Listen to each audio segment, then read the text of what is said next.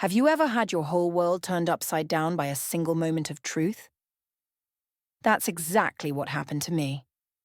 I spent years building a life I thought was perfect, only to discover that everything I believed in was a lie. The man I trusted, the man I loved, had been hiding secrets for years. But the day everything came crashing down was also the day I found my strength. This is the story of how I uncovered the truth, confronted the lies, and reclaimed everything that was taken from me. My husband's ex-girlfriend showed up at our baby shower, holding a paternity test envelope. "The baby isn't yours," she whispered to him.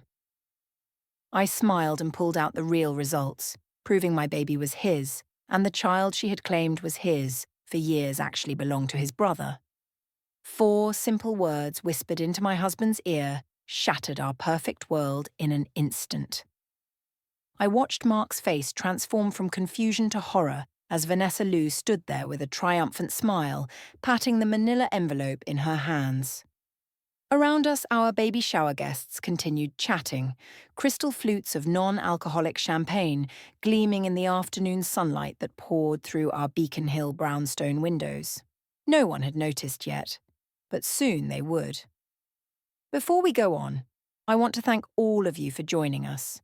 If you enjoy stories about women uncovering painful truths and standing their ground, please subscribe. It's free. Today's story shows what happens when a baby shower becomes the perfect stage for exposing years of family deception. Let's dive in. I had spent weeks planning this celebration, the pale blue hydrangeas perfectly matching the hand-folded origami stars suspended from the ceiling. As marketing director at Meridian Consulting, I had orchestrated campaigns worth millions, but this shower for our miracle baby meant more than any corporate success. After 2 miscarriages, this pregnancy had been our salvation. "Emma!" Mark called across the room, his voice tight. Heads turned, and the cheerful conversation dimmed as if someone had turned down the volume. That's when I noticed David, Mark's brother, almost drop his drink, his wife Claire clutching his arm, her fingers whitening. Their reaction wasn't surprise, it was fear. Mark's eyes found mine, pleading from across the room, filled with our closest friends and family. I smoothed my maternity dress over my 7-month belly and walked toward him with measured steps. "Vanessa is just leaving," I said calmly, extending my hand toward the door. Vanessa tossed her sleek black hair, the same style she had worn for years, though her roots were in need of a touch-up. "Not before everyone hears the truth about your precious baby, Emma," her voice carried across the now silent room. "And the truth about Mark," my mother-in-law gasped. My own mother stepped forward protectively, but I simply smiled. "You know what, Vanessa? You're right. Everyone should hear the truth today." Vanessa's perfect features flickered with confusion. This wasn't the script she had rehearsed. I wasn't supposed to agree with her. 3 months ago, I had been working late, using Mark's laptop when an email notification popped up.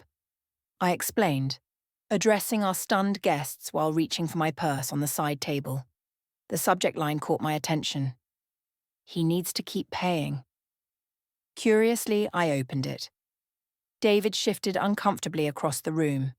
Claire's lips pressed into a thin white line. The email was from Vanessa, but oddly addressed to David, not Mark. I continued. It contained details about money transfers and referenced keeping the paternity arrangement quiet. Naturally, I was concerned. Vanessa's confidence visibly faltered. "You're making this up." "Am I?" I pulled out a folder of my own. "Would you like me to read the emails aloud? I have copies." I flashed back to that night of discovery, sitting alone in our darkened home office, my hand trembling as I followed the email chain backward through time. Years of deception unfolded before me, years of Vanessa and David conspiring, using a child as leverage. "When Mark and I met at that hospital fundraiser, you'd been telling him for 2 years that your son was his," I said directly to Vanessa. "Remember? Mark was finishing his surgical residency, and I was handling the hospital's rebranding campaign. Mark moved beside me, his hand finding the small of my back. Emma, what's happening? That night, I reminded him gently, you mentioned how your ex still claimed you had a child together, though you weren't sure. You'd been paying child support because you believed it was the right thing to do, even without proof. Vanessa stepped forward, desperation replacing her earlier confidence. Open the envelope, Mark. The test proves this baby isn't yours. Mark's parents moved closer, his father's face darkening with anger. Young lady, this is completely inappropriate. It's all right, George, I interrupted. Actually, Mark, you should open her envelope. With shaking hands, Mark tore open the manila envelope and pulled out a document. His eyes scanned the page, his brow furrowing deeper. This can't be right, he muttered. Let me guess, I said, opening my own folder. It shows you're not the father of our baby. Strange, because I have the actual results right here, authenticated this morning by 2 independent labs. I handed him the real results. Our baby is definitely yours, Mark. His eyes filled with tears of relief, but that wasn't all I had discovered. I continued, pulling out another document. While investigating Vanessa's claims, I had another test run. The room held its collective breath. Vanessa, your son, the one you've claimed is Mark's for 7 years, the one my husband has dutifully supported, is actually David's child. The crystal champagne flute slipped from Claire's fingers, shattering on the hardwood floor. No one moved to clean it up. David's face drained of colour. That's impossible, he said quietly. Is it? I asked. The affair started before you married Claire, before Vanessa even broke up with Mark. The timeline matches perfectly. Vanessa lunged for my folder, but Mark stepped between us. Is this true? He demanded, addressing both his brother and ex-girlfriend. The silence was enough of an answer. My mother quickly ushered most guests toward the door, murmuring apologies and promises of explanations later. Only family remained, trapped in the wreckage of our celebration. You've been lying to me for 7 years, Mark said to Vanessa, his voice hollow. Making me believe I had a son, taking my money, and you. He turned to David. My own brother. David's eyes couldn't meet his. Mark, you don't understand, he started. I understand perfectly, Mark cut him off. You betrayed me. Both of you. I felt an eerie calm as I watched their carefully constructed deception crumble.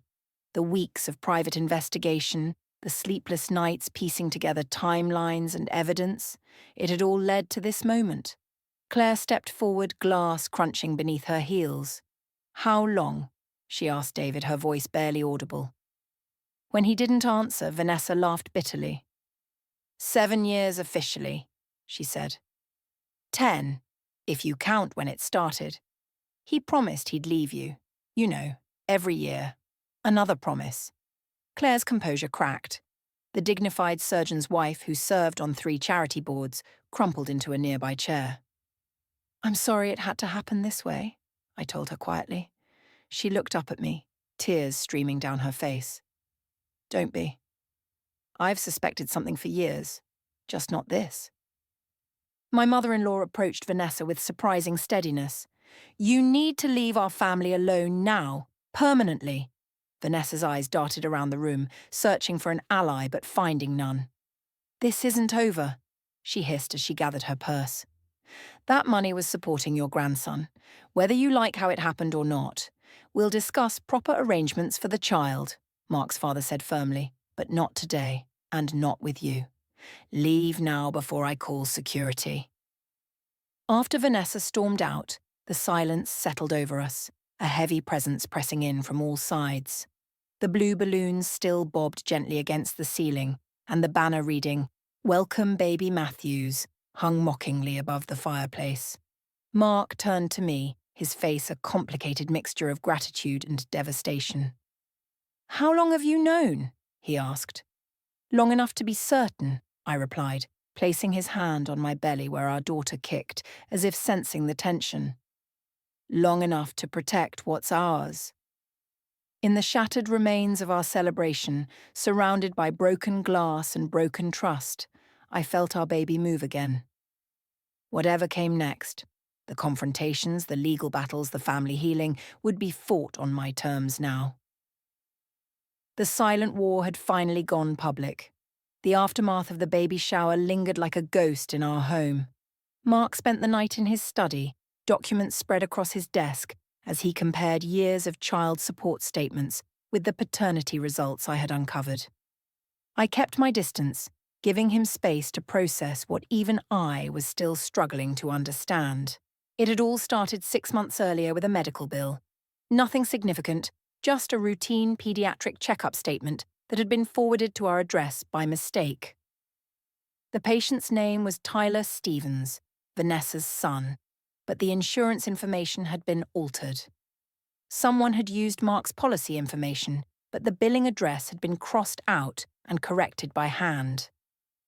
"I need to know how long this has been happening," Mark said when he finally emerged from his study at dawn, his eyes red-rimmed from a sleepless night. "How did you even begin to figure this out?" I led him to our home office and unlocked the bottom drawer of my desk. Inside was a box containing everything I had gathered during my investigation. "After I found that bill, I hired James Patterson." Mark raised an eyebrow. "The private investigator? The one who helped with the Westlake account?" I nodded. I needed someone discreet, someone who owed me a favor. I'd helped Patterson's daughter secure a scholarship 3 years ago. He promised to return the favor someday. "James followed Vanessa for 3 weeks," I continued, spreading surveillance photos across the desk. "Coffee shops, parks, once at a hotel in Cambridge." Mark's hands trembled as he picked up a photo of his brother and ex-girlfriend sitting close together in a corner booth, David's hand covering Vanessa's. "Then I found the emails," I explained. "And after that, the financial records. The trust fund had been set up when Tyler was born, a generous arrangement by George and Diana Matthews to support their supposed grandchild. Mark had been adding to it faithfully for 7 years, believing he was doing right by a child he rarely saw but felt responsible for. "They played me for a fool," Mark whispered. "They played all of us," I corrected gently. The next morning my phone rang. It was Claire. "Can we meet?" Her voice sounded different, harder somehow. "Just us." We arranged to meet at a small cafe in Cambridge, far from the social circles that might recognise us. Claire arrived wearing large sunglasses despite the cloudy day. She ordered tea, which she didn't drink, and sat with perfect posture. "I suspected David was unfaithful," she admitted after long minutes of silence. "But I never imagined it was Vanessa, or that there was a child." Her composure cracked slightly. 7 years of lies. "Why did you stay silent if you suspected something?" I asked carefully. Claire removed her sunglasses, revealing eyes swollen from crying. "Do you know what it means to be a Matthews in Boston medical circles? David's father pioneered cardiac procedures that changed the field. The Matthews name opens doors, secures grants, builds wings of hospitals." "So, it was about reputation?" I asked. "It was about survival," she corrected. "My career as a pediatric surgeon would have been over if I had accused David without proof. The Matthews clan closes ranks around their own." "Not this time," I said firmly. "This time, they'll have to face the truth." Later that week, while reviewing financial documents James had obtained, I discovered something disturbing. Vanessa had recently applied for a substantial loan, using her connection to the Matthews family as collateral. The timing matched perfectly with her discovery of my pregnancy. "She's getting desperate," I told Mark that evening. "Her interior design business is failing. According to these statements, she's nearly bankrupt." Mark looked up from his laptop. She must have realized that once our baby was born, her leverage would diminish. The family's attention and resources would shift. "Exactly," I said. "The baby shower wasn't a spontaneous ambush. It was calculated, her last chance to secure her position before our daughter arrives." I showed him the loan application, dated just weeks after my pregnancy announcement in the Boston Globe Society pages. She was planning this for months. The most difficult step came next, Dinner with Mark's parents. George and Diana Matthews had built a dynasty in Boston. He through medicine, she through social connections and charity work. Their Beacon Street home intimidated even the city's elite. "Are you sure we should tell them everything?" Mark asked as we stood on their doorstep. "Dad's heart condition." I squeezed his hand. "Partial truth is still a lie. They deserve to know what their money has been supporting." Diana greeted us with brittle cheer, pretending the baby shower incident hadn't happened. George offered drinks with mechanical politeness. The tension stretched across the formal dining room like a wire about to snap. "I assume you've come to explain Saturday's unpleasantness," Diana finally said over soup. "We've come because you deserve the truth," I replied. For the next hour, we laid out the evidence gently but thoroughly. I watched George's face grow paler with each revelation, noting how Diana's hand trembled as she reached for her water glass. "The trust fund you established for Tyler," Mark explained, "has been supporting David's child all along. He and Vanessa have been—" "That's enough," George interrupted, pressing a hand to his chest. "I don't need the sordid details." Diana stood abruptly. "I need my medication," she murmured, leaving the room. "Dad, are you all right?" Mark moved toward his father, medical training kicking in as he checked George's pulse. 7 years, George whispered. 7 years I believed that boy was my grandson. "He is your grandson," I said firmly. "Just not Mark's son.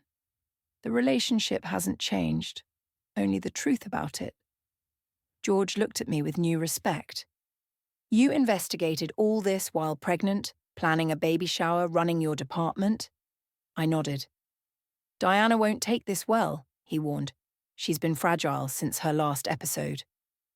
I thought of my mother-in-law's nervous exhaustion last year, the family's polite term for her breakdown after a social humiliation. "This could spiral out of control," Diana said, her voice distant but composed. "What happens now?" she asked, her words hollow.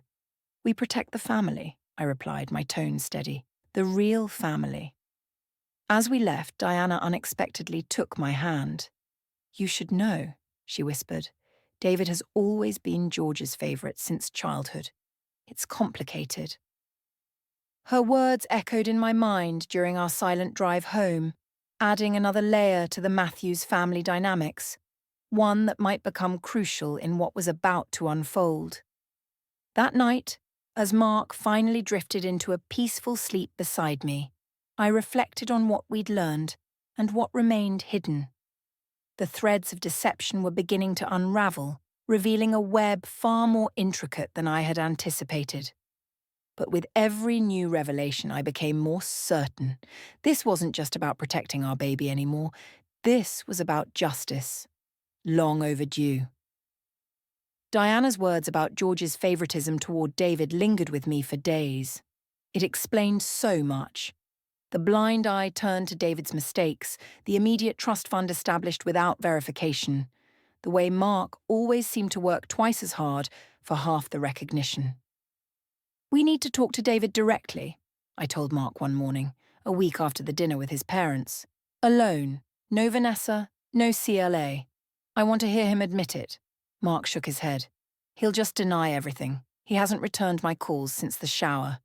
"He'll talk to me," I said, reaching for my phone. "I'm still the hormonal pregnant lady, and he might want to avoid stressing out his parents. I'll text him and suggest we meet at his office after hours, neutral ground with the privacy we need." To my surprise, David agreed almost immediately. That evening, the Boston Medical Center's cardiac wing was nearly deserted. David's office door was open, and I could make out his silhouette against the city lights outside. I pressed record on my phone before entering. "Emma," he greeted me without turning around. "I assume you've come to negotiate. Is that what you think this is? A business transaction?" I asked, closing the door behind me. "Isn't everything?" he responded, finally facing me. His expression was strikingly similar to Mark's, but his eyes were colder. "You want something. I want something. Let's not pretend this is about feelings," I said, settling into the chair across from his desk, my hands resting protectively over my bump. "What exactly do you think I want?" he asked.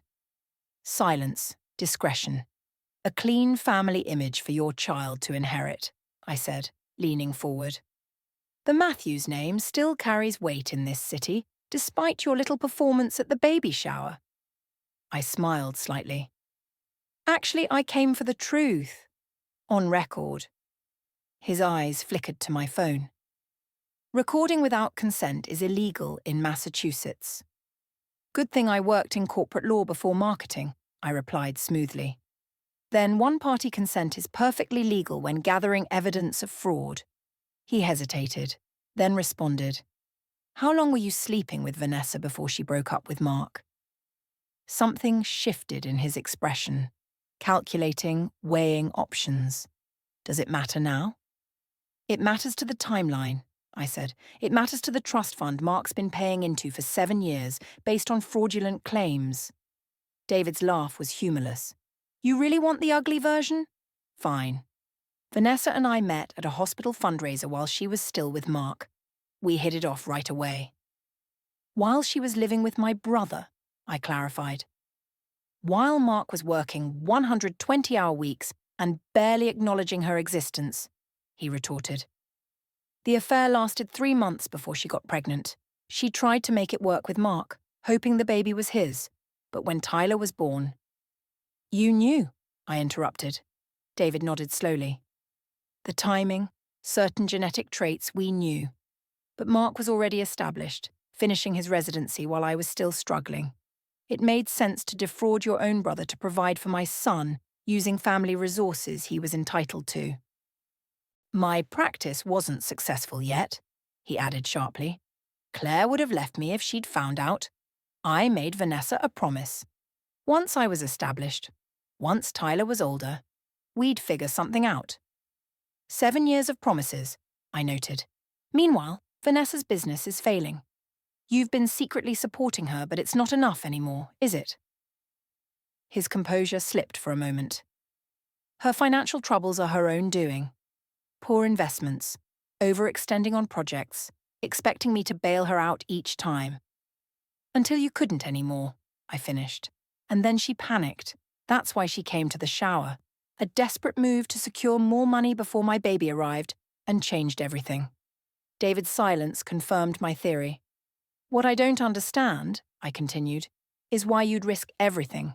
Your marriage, your reputation, your relationship with your brother. He interrupted, bitterness seeping into his voice. You don't understand because you don't know what it's like to be the second son in this family. Mark was always first. First choice for everything. First in our parents' eyes. First in line for opportunities. I built my life by taking whatever was left. I studied his face, seeing the years of resentment etched in the lines around his eyes. Even Vanessa? I asked quietly. He paused, then admitted. She was the first thing I didn't inherit from Mark's leftovers. She chose me. The confession hung in the air between us. I almost felt sorry for him. Almost. There's something else you should know, I said. I hired a private investigator. He followed the money trail from your accounts. David stiffened. What are you talking about? Monthly payments to a Sarah Lindman. Rent for an apartment in Providence. Private school tuition for a 4-year-old girl. I watched the colour drain from his face. Another child, David. Another family. That's not... He started, then stopped. Sarah is complicated. So complicated that Claire doesn't know about her either. Or your daughter, I pressed. How many secret families are you juggling? David buried his face in his hands. What do you want from me, Emma? I want you to come clean. To everyone. Mark, Claire, your parents, even Vanessa. No more lies. No more manipulation. He stared at me, defeated. That would destroy everything. The truth usually does, I replied. But what comes after might be better. 2 days later, I invited everyone to our home. Mark's parents, Claire, David, and Vanessa. They arrived separately, the tension palpable, crackling in the air like static electricity. No one knew why they'd been summoned, except Mark, who stood supportively by my side. Thank you all for coming. I began once everyone had taken their seats in our living room. I know this is uncomfortable, but it's necessary. I placed a folder on the coffee table. Inside were documents that would affect everyone in this room: financial records, text messages, medical files, evidence of a deception that spanned nearly a decade. "Emma, please," Diana interrupted, her voice strained. "George's health is exactly why this needs to be resolved now," I replied. "Diana," I said gently, "the stress of secrets is more damaging than the truth." Over the next hour, I methodically presented everything: the affair that began before Vanessa left Mark, the paternity of Tyler, years of financial deception, and finally, the revelation about Sarah and the second child in Providence. Claire gasped at the last disclosure. Vanessa's eyes widened in shock, then narrowed with fury.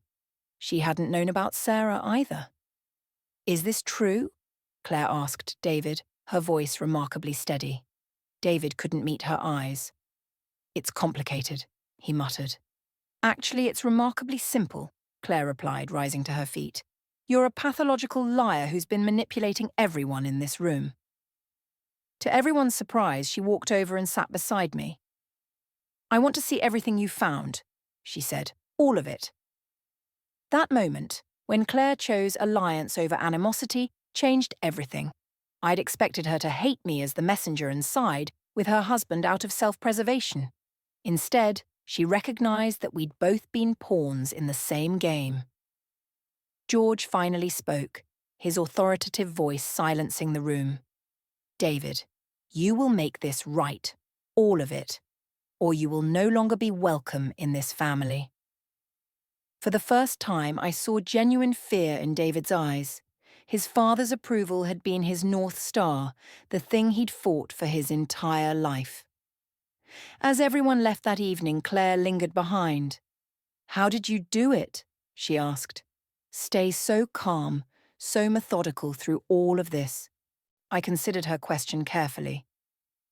"I had something worth fighting for," I answered, glancing toward Mark, who was seeing his parents out. "And I learned long ago that justice doesn't have to be loud to be effective." She nodded slowly. "We should talk again. I think we might be stronger together than apart in what's coming."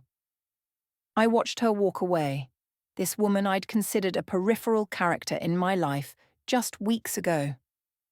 Now, we were unlikely allies in a battle neither of us had chosen. The architect of justice sometimes builds unexpected doorways. I had designed this confrontation to expose the truth and protect my family. I hadn't anticipated it would create new connections from the broken pieces. But that's the thing about truth. Once released, it builds its own path forward.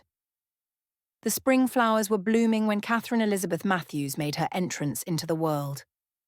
After 16 hours of labour, she arrived with a full head of dark hair and eyes that revealed the unmistakable Matthews blue. Mark wept when he held her, a mixture of joy and lingering grief over all that had transpired. "She's perfect," he whispered, touching her tiny fingers, completely untouched by all of this. In the 6 months since our family confrontation, the landscape of our lives had shifted dramatically. David had moved out of the home he shared with Claire, renting a small apartment near the hospital. His medical practice had sustained damage when rumours of the scandal reached his patients. Nothing explicit, but Boston's elite social circles functioned through whispers and innuendo, enough to send several high-profile patients seeking care elsewhere. Vanessa had been forced to close her design business after losing her last major clients. The financial investigation revealed years of creative accounting that bordered on fraud. The irony wasn't lost on anyone. The deception she'd maintained in her personal life had mirrored her business practices. One unexpected development came 3 weeks after Catherine's birth, when Mark received a text message from Vanessa. "Tyler keeps asking about you." It read, "He misses his uncle." Mark showed me the message, conflict evident in his expression. "What do I do?" he asked. "He's still my nephew, but everything feels different now." I adjusted Catherine in my arms, studying her peaceful face. Children shouldn't pay for adult mistakes. If you want to see him, we'll find a way that works. 2 days later, Mark met Tyler at a playground in neutral territory. I watched from a distance as the 7-year-old boy ran excitedly toward the man he'd always known as his uncle, not his father. Mark later told me he'd struggled not to see David in the boy's features now that he knew the truth. "Why did you stop coming over?" Tyler had asked. Mark said that night, his voice thick with emotion. "I told him grown-ups sometimes have disagreements, but it doesn't change how we feel about the kids in our lives." The legal and financial untangling proved messier than the emotional one.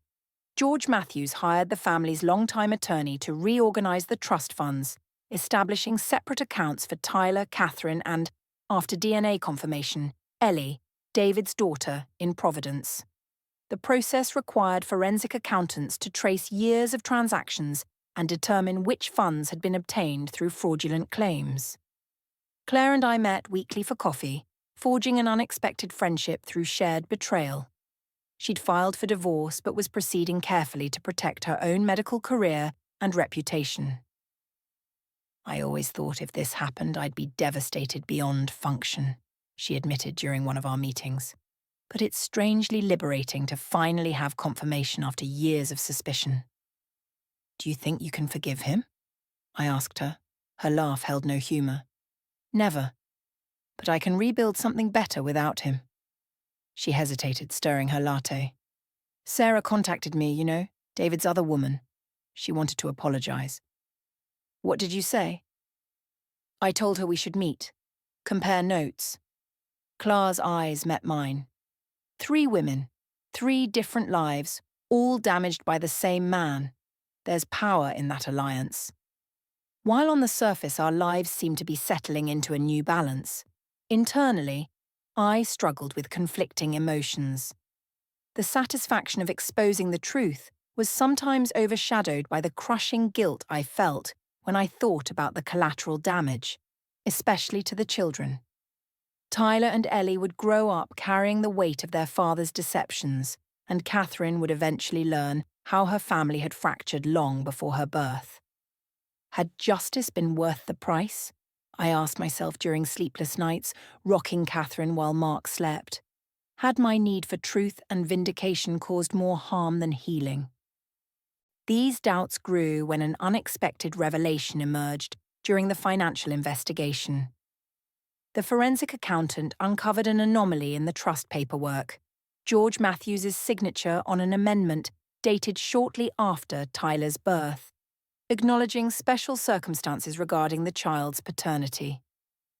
"He knew," Mark said flatly when we reviewed the document together. "Dad knew Tyler wasn't mine. He protected David anyway." The betrayal cut Mark deeply. This confirmation of his second-place status in his father's affections nearly destroyed their relationship. When confronted, George initially denied any knowledge, but then admitted he had suspected something based on timing and certain physical traits. "I thought it was best for everyone if we just moved forward," he defended weakly. "The child needed support. The family needed stability." "The family needed truth," Mark countered. "You chose David's comfort over my right to know." This final layer of deception almost tore Mark's relationship with his father apart. For weeks, he refused to bring Catherine to their regular Sunday dinners, despite Diana's pleading phone calls. The rift seemed insurmountable until Catherine's christening approached. "They're still her grandparents," I reminded Mark gently. "Whatever their failures, do we want to deprive her of that relationship?" "How do we move forward knowing what we know?" he asked, genuine confusion in his voice.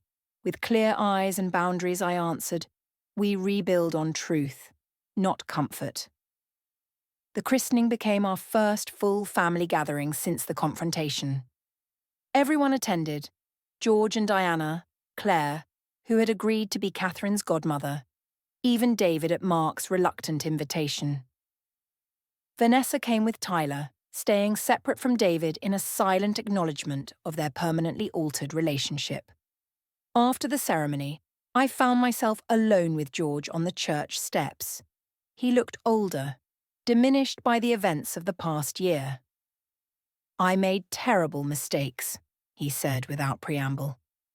"Protecting David became a habit over the years. I convinced myself it was for the family's good." "It's not my forgiveness you need," I replied. He nodded slowly. "Mark may never fully trust me again. I understand that. But I want you to know I see what you did, how you handled this. It was remarkable." I watched the scattered family members below us. Mark showing Tyler how to gently hold the baby, Claire engaged in a surprisingly civil conversation with Diana, David standing awkwardly alone at the periphery, all the broken pieces attempting to form new configurations. "The revenge wasn't in exposing the lies," I told George quietly. "It's in what we build now. Catherine will grow up in a family founded on truth, however uncomfortable. That's my victory." Later that evening, as guests departed, I caught a glimpse of Vanessa watching Mark with Catherine. For a moment, her expression revealed naked regret, not for the schemes or the money, but for the authentic family connection she'd sacrificed for convenience and advantage. I approached her carefully, Catherine in my arms. "Would you like to hold her before you go?" Surprise flickered across her face, then caution. "Are you sure? She's going to know her cousin. You'll be in her life one way or another. We might as well start somewhere." As I placed Catherine in her arms, our eyes met with perfect understanding. The war was over. The battlefield would always show scars, but new growth had already begun pushing through the damaged earth. Sometimes, justice requires destruction before reconstruction can begin. The family would never return to what it was, but perhaps what emerged would be stronger, built on a foundation of hard-won honesty rather than comfortable lies. Catherine would inherit that legacy, not the toxic secrets of the past. In that, I had achieved the most complete revenge possible, not by destroying my enemies, but by transforming the very system that allowed their deception to flourish.